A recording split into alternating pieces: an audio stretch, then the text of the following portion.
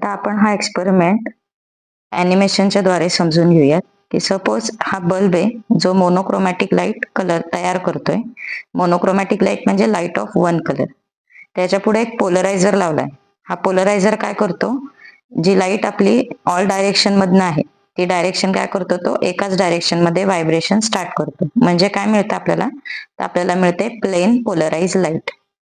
Plain polarize light बघा कशी दिसते, डायरेक्शन त्याचं जे व्हायब्रेशन आहे ते कसं आहे, एकाच प्लेन मध्ये, म्हणजे आत्ताच्या कंडिशन मध्ये व्हर्टिकल प्लेन. त्यानंतर ही आहे पोलरायझिंग ट्यूब. याच्यामध्ये आपण एक इनॅन्शिओमर सोल्युशन आहे, सपोज डी इनॅन्शिओमर आपण भरलाय. तर डी इनॅन्शिओमर काय करणार आहे, हे प्लेन पोलराइज लाईटला राईट हँड साईडला रोटेट करणार. कळाले?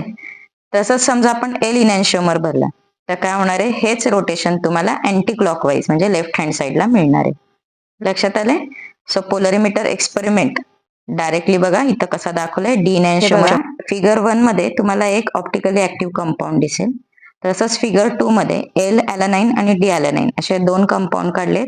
एकाचं रोटेशन क्लॉकवाईज आहे तर दुसरं अँटी क्लॉकवाईज आहे. जो क्लॉकवाईज आहे त्याला डेक्स्ट्रो म्हटलंय, अँटी क्लॉकवाईज आहे तो लिव्हो.